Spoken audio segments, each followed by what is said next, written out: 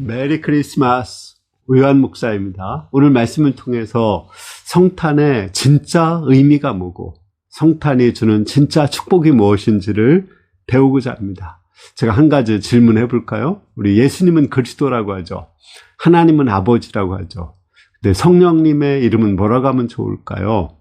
저는 임마누엘이라고 생각합니다. 성령님이 우리와 영원토록 함께 하십니다. 오늘 말씀의 제목은 그리스도의 두 가지 이름이고 요절은 마태복음 1장 23절입니다. 보라, 처녀가 잉태하여 아들을 낳을 것이요 그의 이름은 임마누엘이라 하리라 하셨으니 이를 번역한즉 하나님이 우리와 함께 계시다 합니다. 오늘 말씀에 보면 그리스도의 두 가지 이름이 나와요. 첫째는 예수고 둘째는 임마누엘입니다. 예수란 말은 우리를 죄에서 구원해서 하나님과 사람들과 관계를 회복시켜 준다는 거예요. 그렇기 때문에 하나님이 영원토록 임마누엘 하나님으로 우리와 함께 하실 수가 있습니다. 이 시간 임마누엘 하시는 하나님의 은혜가 무엇인지 배우고자 합니다. 18절에서 20절을 보겠습니다. 예수 그리스도의 나심은 이러하니라. 그의 어머니 마리아가 요셉과 약혼하고 동거하기 전에 성령으로 잉태된 것이 나타났더니 그의 남편 요셉은 의로운 사람이라 그를 드러내지 아니하고 가만히 끊고자 하여 이 일을 생각할 때 주의 사자가 현몽하여 이르되 다윗의 자손 요셉아 내 아내 마리아 데려오기를 무서워하지 말라. 그에게 잉태된 자는 성령으로 된 것이니라.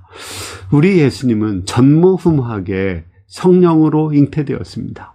전적인 하나님의 은혜로 잉태되었습니다. 그러나 이것이 불가능한 것도 아니고 처음 있는 일은 아닙니다. 사실은 우리 사라도 90세가 되어서 경수가 끊어졌거든요. 그런데 잉태되었습니다. 그것은 성령의 힘으로 된 거죠. 물론 처녀가 잉태된 것은 처음 있는 일이지만 이런 하나님의 능력으로 성령으로 잉태될 수 있는 일은 과거에도 있었던 일입니다.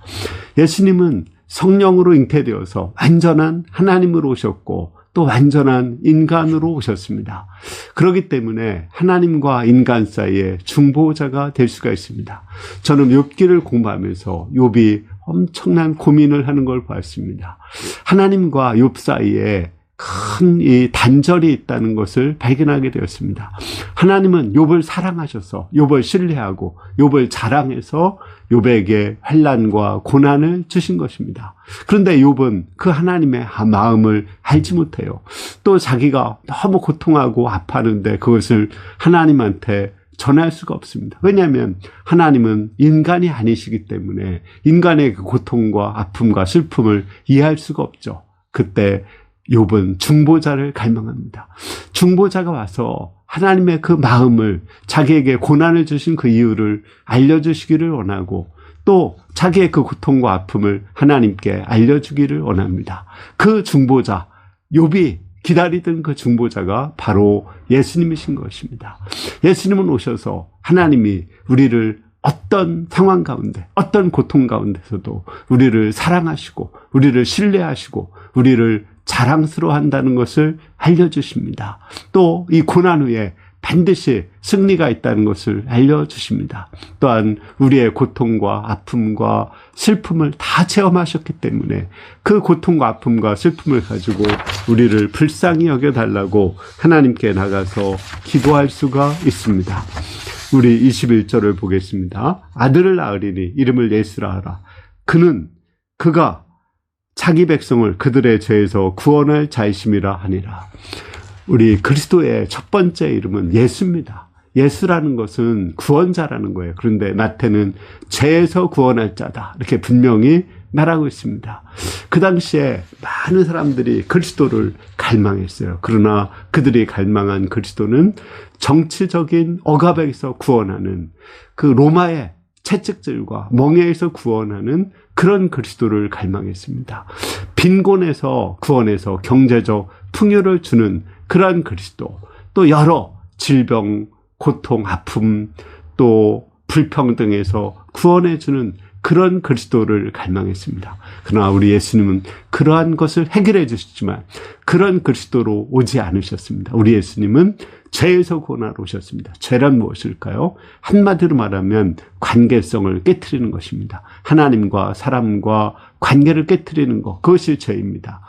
저는 이 죄가 세 가지가 있다고 보았습니다. 첫째는 교만입니다. 교만은 내가 하나님이 되고 다른 사람을 무시하는 거예요. 모두가 내 마음대로, 내 뜻대로 하기를 원하는 것입니다. 그리고 그렇지 않으면 모든 사람을 적으로 여기고 관계를 끊습니다. 이렇게 교만해지면 내가 하나님이 되려고 하기 때문에 하나님을 무시하게 되고 사람을 무시하게 되고 또 하나님과 사람과의 관계가 끊어집니다.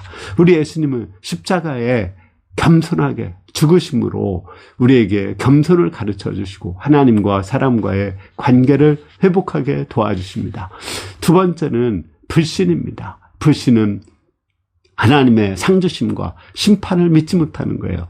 하나님이 반드시 살아계셔서 내가 하는 선행에 대해서 상 주신다는 것을 믿지 못하기 때문에 선을 행하고 나서 다른 사람들에게 요구하고 판단하기도 하고 또 자기 의를 드러내기도 합니다. 또 하나님의 상주심을 믿지 못하니까 불안하고 두려워서 염려해서 악수를 두기가 쉽습니다.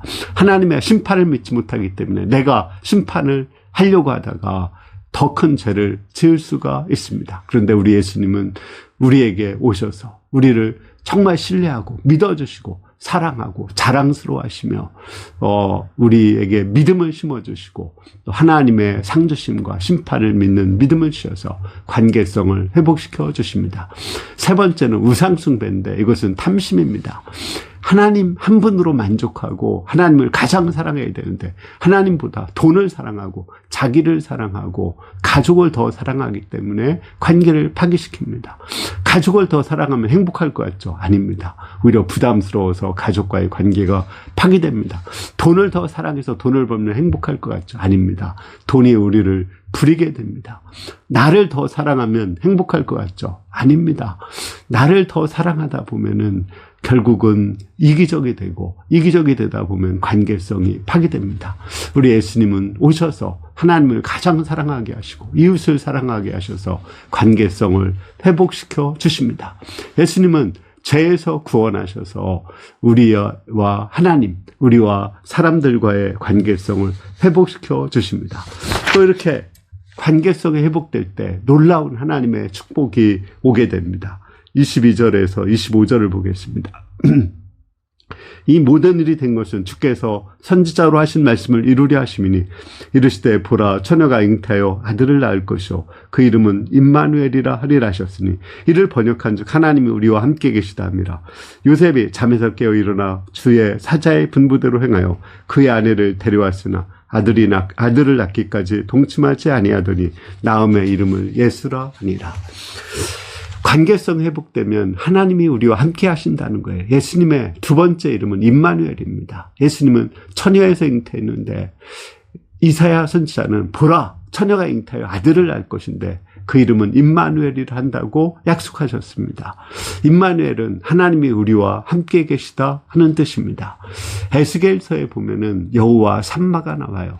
에스겔은 그 멀리 하나님의 성전이 이루어지고 또 거기에 하나님이 성전에서 영원토록 우리 사람들과 함께 하시는 것을 바라봤습니다. 에스겔은 거기에 하나님이 함께 하신다 이렇게 말을 했습니다. 그러나 멀리 거기에 함께 한다고 보았던 그 하나님이 이제 여기에 함께하게 되었습니다. 예수님을 통해서 태어나심으로 우리 이제 하나님이 영원토록 우리와 성령으로 함께 하시게 되었습니다. 십자가에 죽으시고 부활하신 주님은 승천하셔서 성령으로 오셔서 우리 마음속에 영원토록 우리와 함께 해 주십니다. 하나님이 우리와 함께 하실 때 어떤 은혜가 있을까요? 저는 6가지를 생각했습니다. 첫 번째는 두려움을 극복할 수 있어요. 우리에게 가장 큰 두려움은 죽음에 대한 두려움이죠. 또 이 사단은 또 주위 사람들은 우리에게 죽음에 대한 두려움을 심어서 되게 불안하게 만들어버립니다. 염려하게 만들어버려요. 그런데 우리 하나님은 사망보다 더 크신 분이시기 때문에 사단보다 더 크신 분이시기 때문에 하나님이 함께 하심으로 우리의 두려움을 넉넉히 이기게 도와주십니다. 두려워 말라. 내가 너와 함께 한다고 말씀하십니다. 두 번째는 하나님께서 여러 어려움을 극복하게 하시고 또 유혹을 이기게 하십니다. 하나님이 요셉과 함께 했을 때 보디발처의 유혹을 이기게 하셨고 또 노예살이 감옥살이의 어려움을 넉넉히 극복하게 도와주셨습니다. 세 번째로 하나님이 함께 하시면 우리 마음속에 하나님 나라가 이루어집니다. 이렇게 두려움과 또 염려와 불안 이런 것을 극복하고 죄를 이길 때 우리 마음속에 하나님이 계시고 하나님이 계시면 평화와 기쁨과 또 공의로운 차별이 없는 슬픔이 없는 고통이 없는 하나님 나라가 우리 속에 이루어지게 됩니다. 또 하나님이 우리 안에 계시면 우리가 점점점 새로운 사람으로 변화됩니다. 마태가 변화되었죠. 그는 원래 세리였어요. 이기적인 세리가 성마태로 변화되었습니다. 이와 같이 하나님이 함께 하실 때 우리의 삶이 변화됩니다. 우리가 변화되면 우리를 통해서 복음이 전파돼요. 생명의 역사, 구원의 역사가 우리 주위에 일어납니다. 그러면 미래에 소망이 보이게 됩니다. 하나님이 우리와 함께 하시니까 우리 미래에 소망이 보이죠. 세례 요한이 태어났을 때 하나님이 그와 함께 하시는 걸 사람들은 봤습니다.